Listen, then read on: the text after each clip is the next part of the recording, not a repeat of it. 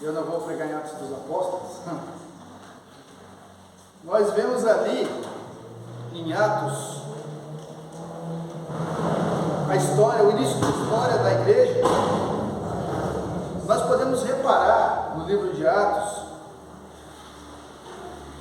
que existia uma pregação bem clara do Evangelho. Aquilo ali em Atos era o Evangelho puro. Só para que nós possamos observar, eu anotei aqui 3 momentos no livro de Atos. Você não precisa abrir para lá, porque eu vou falar esses 3 momentos para todos. Mas lembram de Pedro e João perante o Sinédrio? Em Atos 2, logo depois deles escolherem Matias para substituir Judas, eles vão perante o Sinédrio e pregam ali o Evangelho. E lembra que Pedro faz aquele discurso bem evangelístico, e lembra que várias pessoas se convertem naquele discurso de Pedro. Lembra da quantidade de pessoas? 3.000 pessoas se convertem, são batizados. Evangelho puro. Evangelho. Atos 7 dá aquele testemunho de Estevão. Lembra de Estevão? Ele perante os judeus pregando também o Evangelho. Ali expondo, é uma das exposições mais claras das Escrituras para os judeus, aquele discurso de Estevão. Eu anotei aqui o discurso, uma parte do discurso deles eu quero ler para os irmãos. A minha tradução aqui é de uma linguagem nova, diz assim, no versículo 51. E Estevão terminou dizendo, nota que Estevão vai falar para aqueles judeus: como vocês são teimosos, como vocês são duros de coração e surdos para ouvir a mensagem de Deus. Vocês sempre têm rejeitado o Espírito Santo, como os seus antepassados rejeitaram. Qual foi o profeta que os antepassados de vocês não perseguiram? Eles mataram os mensageiros de Deus, que no passado anunciaram a vinda do bom, do servo, do justo. E agora vocês o traíram e o mataram. Vocês receberam a lei por meio de anjos e não têm obedecido essa lei. Nota que duro o discurso de Estevão, mas é o Evangelho puro. Pouco antes de ser apedrejado e morto, Estevão está pregando o Evangelho puro. Outro momento conhecido também no livro de Atos é quando Paulo está no Areópago. Não sei se os irmãos lembram dessa passagem, em Atos 17, que ele está sendo erguido pelos filósofos, lembra os estoicos, os epicureus, a respeito do que eles criam. E Paulo vai falar para ele que é justamente aquele Deus, aquele altar daquele Deus que eles conhecem como Deus desconhecido, é aquele que Paulo prega. Eu separei um trechinho também do discurso de Paulo, eu quero ler para os irmãos, que está lá em Atos 17, ele diz assim: de um só homem, ele criou todas as raças humanas para viverem na terra. Antes de criar os povos, Deus marcou para ele os lugares onde iriam morar e quanto tempo ficariam lá. Ele fez isso para que todos pudessem procurá-lo e talvez encontrá-lo, embora ele não esteja longe de cada um de nós. Porque, como alguém disse, nele vivemos e nos movemos e existimos. E alguns dos poetas de vocês disseram: nós também somos filhos dele. E já que somos filhos dele, não devemos pensar que Deus é parecido com um ídolo de ouro, de prata ou de pedra, feito pela arte e habilidade das pessoas. Agora nota o Evangelho vindo aqui. No passado, Deus não levou em conta essa ignorância, mas agora Ele manda que todas as pessoas, em todos os lugares, se arrependam dos seus pecados, pois Ele marcou o dia que vai julgar o mundo com justiça, por meio de um homem que escolheu, e deu prova disso a todos, quando ressuscitou esse homem. Evangelho puro e simples, claro, não tem nada para acrescentar, não tem nada para tirar. O Evangelho puro, pregado por Paulo. E existem muitas outras passagens bíblicas que mostram esse Evangelho sendo pregado de forma clara e direta. Claramente o Evangelho de que somos recebidos por Cristo por meio da fé.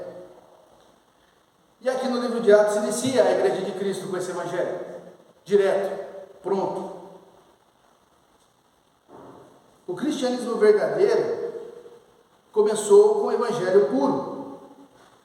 E nós não podemos confundir de maneira nenhuma cristianismo com cristandade. Pense nessas duas palavras, cristianismo e cristandade. E essa talvez seja a grande confusão que a igreja de Roma trouxe.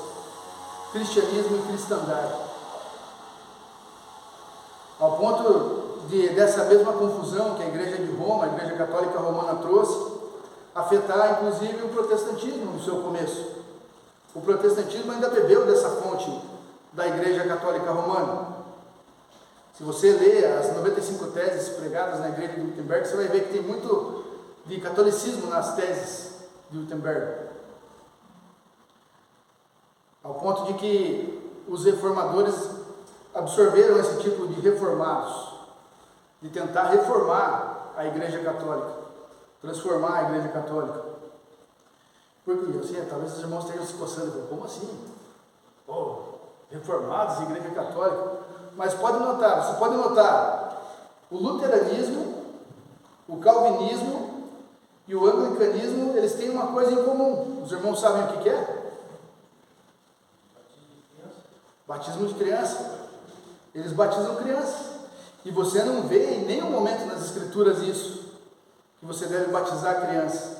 Mas essas três vertentes do protestantismo fazem isso ainda.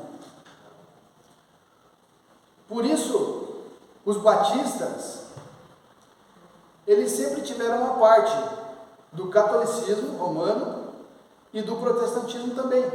Nós sempre nos separamos dessas duas vertentes. Nós, claro, absorvemos algumas ideias do protestantismo, isso não tem o que falar. O protestantismo ajudou muito no crescimento da igreja real de Cristo, mas nós batistas nunca absorvemos nenhuma dessas vertentes. Nunca as colocamos como reformado. Na época da reforma protestante, era um período na sociedade de muita incerteza, muita briga, muita confusão dentro das igrejas. Havia uma agitação social por conta disso. E você desafiar toda aquela estrutura de sociedade que estava se formando, e os batistas eles vão tomar essa posição de não se enquadrar nem no catolicismo e nem no protestantismo, era uma loucura você assumir toda essa posição dentro de uma sociedade daquela forma. As ideias políticas dos anabatistas causavam terror tanto para os católicos como para os protestantes. Não era aceito por nenhum dos dois. E foi nesse momento que os anabatistas começam a ser perseguidos durante a história. Eu estou falando isso para os irmãos que eu quero linkar isso com o verdadeiro evangelho pregado. Os anabatistas eles foram acusados de 2 crimes: heresia e subversão. Heresia porque eles batizavam pessoas adultas, rebatizavam as pessoas, daí vem a palavra anabatista. Eles rebatizavam as pessoas. E subversão é porque eles estavam desconsiderando o batismo que era da igreja estatal. Se a igreja estatal batizava, então era uma lei. Então, se você não está aceitando isso, você está indo contra uma ordem da igreja, uma ordem do Estado. É um ato de desobediência você não aceitar isso. E isso vai gerar uma perseguição ferrenha contra os batistas. Porque, como eu falei, nesse determinado momento da sociedade, era uma sociedade medieval, muita coisa ruim poderia acontecer com eles. Não se cogitava, numa sociedade medieval, separar a igreja do Estado. Não era cogitado isso, você separar as duas coisas. A igreja era do Estado e o Estado era da igreja, era uma coisa só. E aqui entra um ponto bem importante. O próprio Lutero, com permissão dos príncipes da Alemanha, tomou medidas repreensivas contra os batistas. Haviam 2 vertentes que não se enquadravam nem nos protestantes nem nos católicos. Eram os camponeses e os anabatistas. Eles não se enquadravam, nem nos católicos nem nos protestantes. E com o aval de Lutero assinando, Os príncipes alemães mataram mais de 100.000 camponeses. Aqueles homens morreram pelo verdadeiro Evangelho. Em 1525, as regiões católicas da Suíça condenaram os anabatistas à pena de morte. Em 1526, o Conselho de Zurique condenou à morte, eles não colocaram os anabatistas, mas eles condenaram à morte todas as pessoas que rebatizassem pessoas adultas. Aos poucos, quando você toma essas medidas, aos poucos todos os outros territórios vão aderindo a essa prática. De uma maneira que em 1528 o rei Carlos V decretou a pena de morte dos anabatistas também. Então, os anabatistas eram o quê? Eles eram acusados de hereges e subversivos por todas as regiões. Os anabatistas eram acusados de crime civil por pregarem e crerem no verdadeiro Evangelho. As cortes, e quem julgava isso eram as cortes eclesiásticas, as cortes da igreja, que eram ligadas diretamente ao Estado. E elas tinham autoridade para punir quem batizasse pessoas adultas e quem não apresentasse os seus filhos pequenos para ser batizado na igreja. Elas tinham autoridade para punir com pena de morte quem fizesse isso. E um dado triste desse momento dos anabatistas, e é contado pelo historiador Justo Gonzalez, que é um historiador bem conhecido, é que o número de anabatistas mortos, ele foi incontável, não tinha como contar. Justo Gonzalez acredita que morreram mais anabatistas do que nos 3 primeiros séculos da igreja. Mas é justamente por isso que eu estou contando essas histórias aqui, para nós linkarmos elas com o verdadeiro Evangelho. Por quê? Porque em determinado momento da história, o Evangelho deixou de ser pregado na sua essência. Deixou de ser o verdadeiro Evangelho. Passou a funcionar como uma ferramenta na sociedade de massa de manobra. Você tinha que fazer o que a igreja mandava, com a cabeça baixa, sem argumentar nada. Você não podia argumentar contra a igreja, porque ela era do Estado. E a sociedade funcionava como uma massa de manobra. E nessa época aqui, que eu estou falando para os irmãos, era inadmissível você tentar retornar ao verdadeiro Evangelho. Era inadmissível você tentar retornar ao Evangelho que era antes do imperador Constantino. Você não podia cogitar isso. Você tinha que aceitar o que a igreja te falava. E todas essas raízes desses acontecimentos, nessa época medieval, ainda hoje, tem conduzido as pessoas aí fora a graves erros. E por que nós devemos nos preocupar com isso? Porque as pessoas aí fora, elas ainda são reféns de um sistema que tentava usar elas de massa de manobra. Elas ainda não conhecem o verdadeiro Evangelho, o Evangelho na sua essência, o Evangelho que era pregado por esses apóstolos, que era pregado pelos anabatistas, que não se vendeu, que não aceitou o jugo da igreja católica romana e seguiu em frente. Hoje, eu até anotei aqui, eu quero pregar minha primeira mensagem no livro de Romanos. Eu prometi para mim mesmo que eu só ia pregar no livro de Romanos depois que eu terminasse o seminário, depois que eu fizesse a interpretação bíblica, depois que eu fizesse uma análise do livro de Romanos, porque é um livro que exige muita responsabilidade para ser pregado. Tem muita doutrina importantíssima aqui.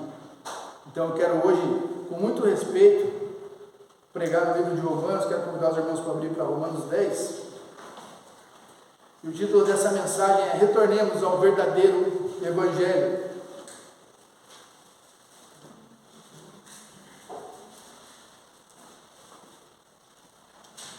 E temos que observar como o nosso senso de justiça, justificação, santificação, ele é tão frágil, e é frágil devido ao que nós absorvemos antes da nossa conversão. Eu não sei se todos aqui frequentaram a igreja católica. Eu frequentei a igreja católica, eu fui batizado na igreja católica, eu fiz primeira comunhão, eu fiz crisma, eu ajudei na igreja, eu era do grupo de jovens e até antes da minha conversão, eu, a Mário e o Gui frequentávamos a igreja católica. Então eu conheço muito dos ritos da igreja católica. Mas o título dessa mensagem é Retornemos ao Verdadeiro Evangelho. Eu quero analisar aqui com os irmãos por que a maioria das pessoas rejeita o Evangelho hoje e optam por escolher aquilo que mais convém a elas, e elas acreditam que aquilo é o certo.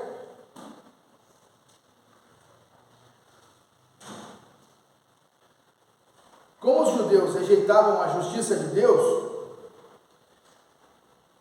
hoje, depois de 2000 anos de cristianismo, as pessoas continuam rejeitando o Evangelho, continuam com essa rejeição. E eu quero ver o primeiro ponto com os irmãos hoje, que é os motivos dessa rejeição, Romanos 10, de 1 a 13. Só que, claro, eu não vou cobrir todo esse texto, porque como eu falei para os irmãos, Romanos é um livro que você não pode acelerar, você tem que ir devagarzinho, tratando ele. Quero ver só um pouco desse trecho hoje com os irmãos. Mas Paulo vai trazer à luz a rejeição da justiça divina, a rejeição desse Evangelho, por que eles rejeitam. Eu quero dar um pouco de valor ao contexto aqui, no capítulo 9 ele vai tratar sobre a soberania de Deus, e aqui ele vai dar continuidade a esse tema, agora dando ênfase à justiça. E nós vamos entender por que Israel rejeitou o Messias, e por que a igreja rejeita a Cristo ainda nos dias de hoje. Se você perguntasse para qualquer judeu naquela época se ele acreditava em Deus, se ele estava esperando o Messias, ele ia dizer que sim. Ele fala, claro, nós somos o povo de Deus, nós cremos num único Deus, nós esperamos o Messias. Se você perguntar para, eu diria 90% das pessoas aí fora, se elas acreditam em Deus, elas vão falar que acreditam em Deus. Se você perguntar se elas acreditam em Jesus, elas vão falar que elas acreditam em Jesus. Se elas falam, elas acreditam no Natal, elas acreditam na Páscoa, elas dizem, se Deus quiser, Deus te abençoe, vai com Deus, todas essas coisas, se Deus permitir, Deus proteja você no caminho. 90% das pessoas aí fora falam essas coisas, como os judeus falavam que criam em Deus e criam no Messias. Porém, assim como aqueles judeus não entendiam a vinda de Jesus e o ministério do Messias, a justiça que o Messias ia trazer para eles, as pessoas aí fora também não entendem a salvação que há em Cristo. Elas não entendem o verdadeiro evangelho de que Cristo veio para morrer pelos pecados. Elas acham que o que elas fazem é suficiente. Assim como os israelitas tinham todas aquelas profecias que prediziam Cristo, nós temos lido, os profetas durante um bom tempo, as pessoas aí fora também têm a Bíblia.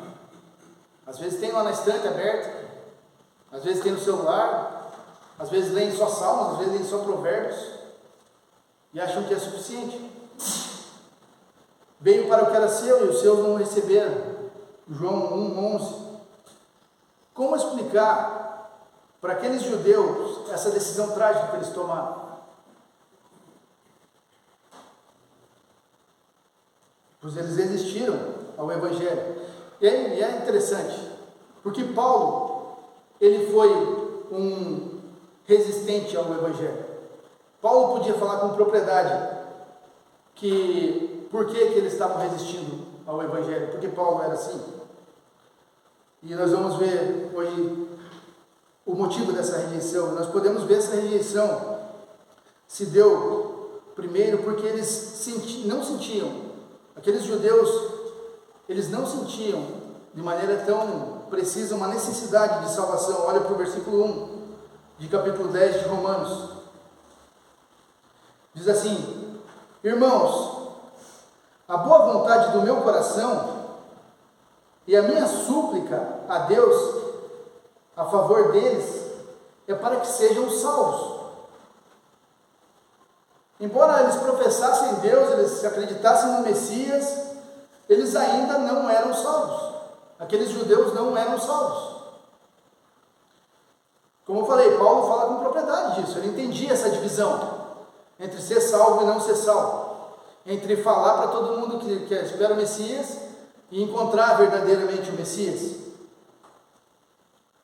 Para Israel, quem precisava de algum tipo de salvação eram os gentios. Eles tinham a consciência de que eles eram o povo de Deus. Nós somos o povo de Deus, Deus já nos tirou do Egito, é questão de tempo. Quem precisa de salvação e quem não tem salvação são os gentios. É interessante que quando Jesus conta a parábola do filho pródigo, os irmãos conhecem bem, e a parábola do fariseu e do publicano, dá justamente essa ideia, dessa confiança que Israel tinha na salvação política e salvação do domínio romano. Hoje na sociedade existe algo muito parecido. Existe a ideia do universalismo. Todos vão ser salvos no final. Todos nós somos filhos de Deus. O importante é que você cultue algum tipo de Deus, que você tenha o teu Deus. Deus é um só e Deus vai salvar todo mundo. Eu sou uma pessoa boa, eu sou uma pessoa caridosa, então, se eu sou uma pessoa boa, eu sou uma pessoa caridosa, então eu vou para o céu. Tenho certeza disso que eu vou para o céu.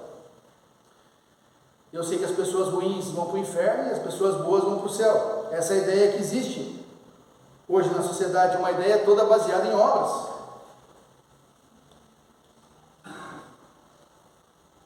Baseada nos méritos de cada um. Deus está lá no céu, esperando as pessoas morrerem com uma balança, e aí Ele vai pegar todas as coisas boas que você fez na terra, vai colocar de um lado, e todas as coisas ruins do outro, e se aquela balança subir nas coisas boas, você vai para o céu. Se aquela balança subir nas coisas ruins, você vai para o inferno. Essa é a ideia que a sociedade, a grande parte, a maioria das pessoas aí fora tem, de salvação. Mas nós sabemos que não é assim.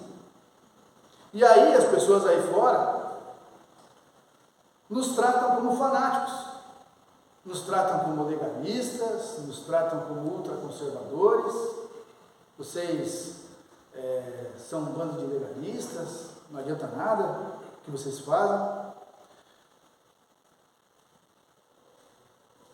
Eu lembro de um padre, é bem interessante, eu estava vendo esse dia um padre falando assim: os evangélicos eles falam que você não pode adorar a imagem.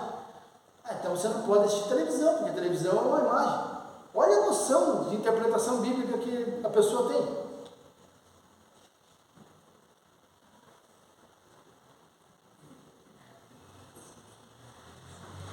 Vi uma outra moça também, ela falando assim: eu sou católica, nas minhas igrejas, onde que está o túmulo do apóstolo Pedro?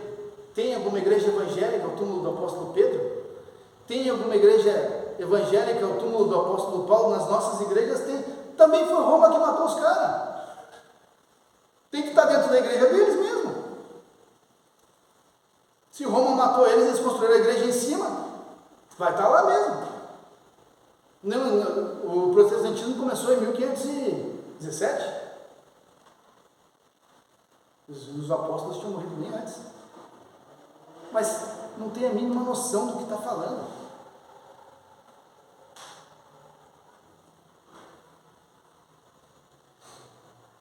Então, eles rejeitam a Cristo, porque de alguma maneira acham que vão ser salvos. Tem a ideia de que Deus é amor. Como Deus vai mandar alguém para o inferno? Como Deus vai mandar para o inferno aquela minha vozinha que todo dia faz bolo para mim de manhã, todo dia fica lá com o terço rezando na frente da TV, uma senhorinha boa que vai para a missa todo domingo, mas se ela não colocou verdadeiramente a fé em Cristo, infelizmente ela vai para o inferno. Não somos salvos por obras. Eu sou uma pessoa boa, no final das contas eu posso ser salvo, posso pagar algum tipo de punição e ir para um purgatório, purgar meus pecados e depois ir para o céu. Não existe isso. Você não vai encontrar isso nas Escrituras. Não vai encontrar. E o segundo motivo aqui da rejeição deles é porque eles achavam que tinham um grande zelo por Deus. Eles achavam que eles eram zelosos por Deus. Olha o versículo 2. Pensa no que Paulo falou no primeiro e olha o versículo 2. Porque lhes dou testemunho de que eles têm zelo por Deus, porém não com entendimento. Eles se achavam zelosos, mas não entendiam nada.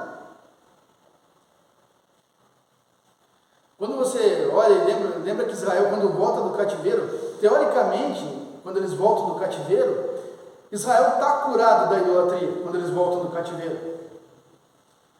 Agora eles só iam adorar a Deus, na sinagoga só era lido as Escrituras, somente a Deus podia ser adorado, somente a lei podia ser ensinada. Porém os judeus, eles eram tão zelosos, que eles aperfeiçoaram as leis. Então o que eles fazem? Eles inserem muitas outras coisas na lei e acrescentam as suas tradições à lei. Mais do que isso, eles tornam as suas tradições lei. E é isso que depois Jesus vai argumentar com eles: vocês colocam tanta coisa, vocês querem guardar tanta coisa. Mas muitas igrejas têm feito isso aí, mundo afora. Têm criado tradições internas e transformado em leis. Não prestam atenção nos textos bíblicos, usam normas internas para colocar como mandamentos. Se você olhar, por exemplo, para a congregação cristã, o véu na congregação cristã, ele é obrigatório para as mulheres que vão nos cultos. Elas têm que ir com o véu. É um mandamento para eles. Os sacramentos da Igreja Católica, eu citei alguns hoje: batismo, primeira comunhão, crisma. São sacramentos, mas se você não cumpre esses sacramentos, você não está dentro da vontade de Deus. O sábado, para os adventistas, eles não interpretam como uma lei para Israel, eles interpretam como algo que é para a igreja também, e outras coisas. Eles misturam igreja e Israel. A saia e a gravata para os batistas regulares. Não, estou brincando. Nós temos, claro, nossos costumes, nossas tradições, mas nós jamais devemos colocar isso no patamar das Escrituras. Jamais. Interpretar como pecado aquilo que não é pecado. E pior de tudo é, muitas vezes, tentar impor para outras pessoas fazer isso. E é isso que nós vemos aí no mundo afora. E era isso que esses judeus faziam. Eles tinham um zelo sem nem sequer entender o que estavam fazendo. Infelizmente, o zelo daquelas pessoas não era baseado no conhecimento deles. Tanto que o Wiersbe fala que era um calor sem luz. Era um calor sem luz. Mas hoje em dia, muitas pessoas religiosas cometem esse mesmo erro. Várias religiões implicam nesse mesmo erro. Acham que vão ser o único povo a ir para o céu. Isso é uma característica das seitas, que só aquela vertente religiosa vai estar no céu. Mas não passam de cegos legalistas. Tem zelo, mas sem entendimento. Os católicos alegam, né, que Cristo fundou a Igreja Católica.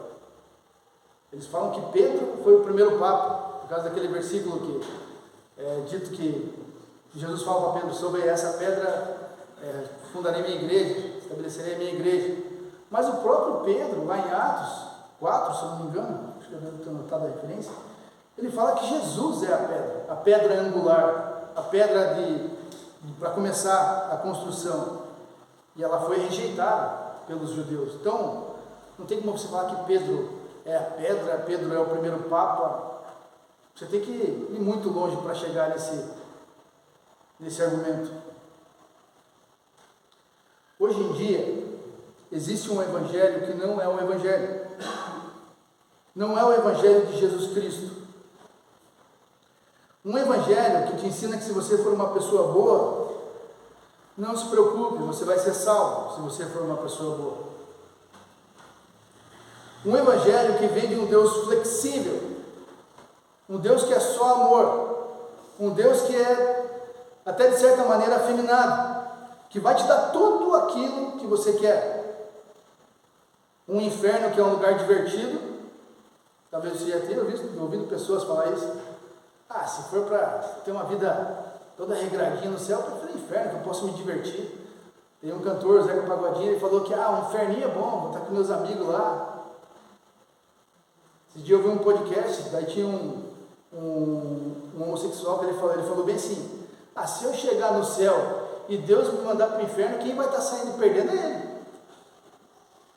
Não sabe o que estão falando, não sabe a besteira que estão falando. Um evangelho de caridade, onde eu vou construindo a minha casa no céu, comprando o meu terreno no céu, onde eu vou doando alguma coisa, e daí eu vou acrescentando um tijolinho lá na minha casa no céu. Um evangelho de entretenimento, onde a música, quanto mais música, mais barulho, mais agitação, ali que está Jesus, naquela agitação, naquele barulho, naquela loucura, ali que está o Espírito Santo.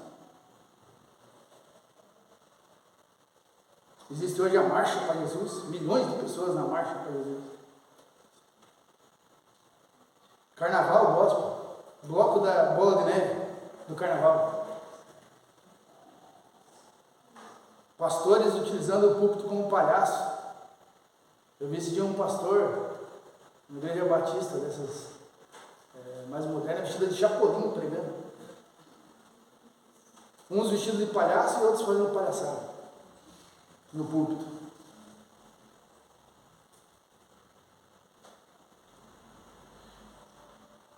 No início da igreja, nós vimos hoje aqui que existia um evangelho que era pregado e não fazia com que as pessoas saíssem da igreja em êxtase. Não fazia com que as pessoas saíssem da igreja, eu vou para aquela igreja. Quando eu saio daquela igreja, eu saio pisando nas nuvens, eu me sinto tão leve. O evangelho dos apóstolos não era assim. E se você vem para a igreja esperando sair pisando nas nuvens, essa mensagem foi linda, falou meu coração. Se estiver pregando o verdadeiro evangelho, você não vai sair assim.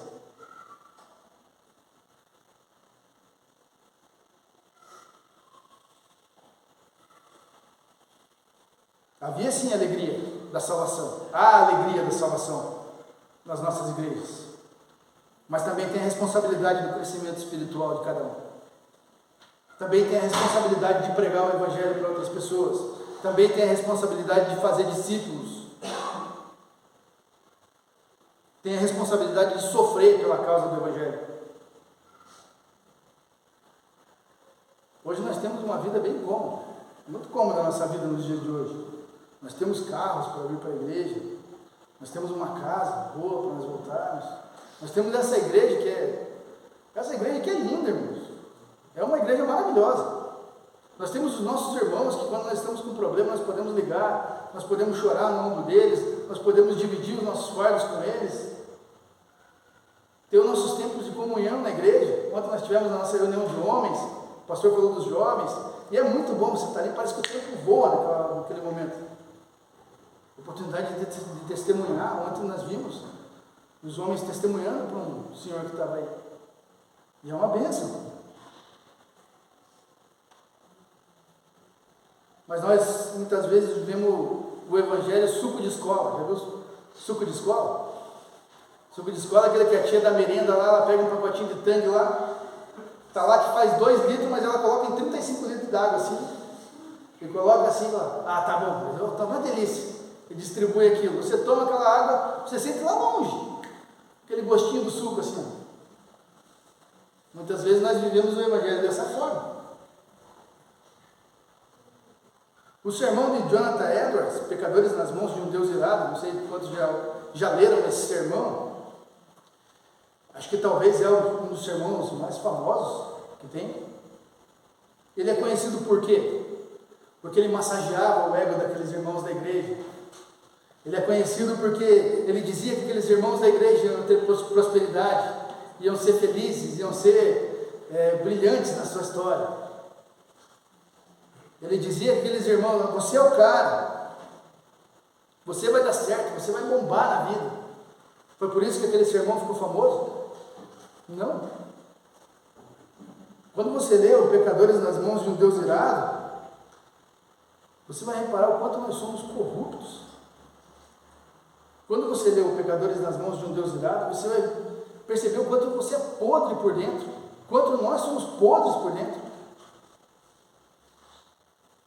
O pecado que mora dentro de nós sempre tem a preferência no nosso coração. Essa é uma das piores coisas para o ser humano.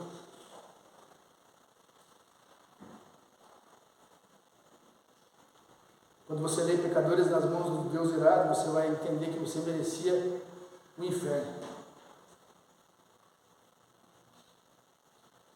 O relógio está correndo, irmãos. O relógio está correndo. Está correndo mesmo, está minha hora. Daqui a pouco as portas vão se fechar.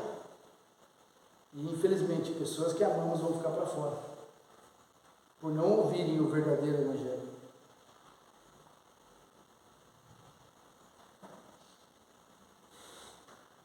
O Evangelho, ele é cruz, ele não é escada. O Evangelho é sacrifício, não entretenimento para um grupo específico.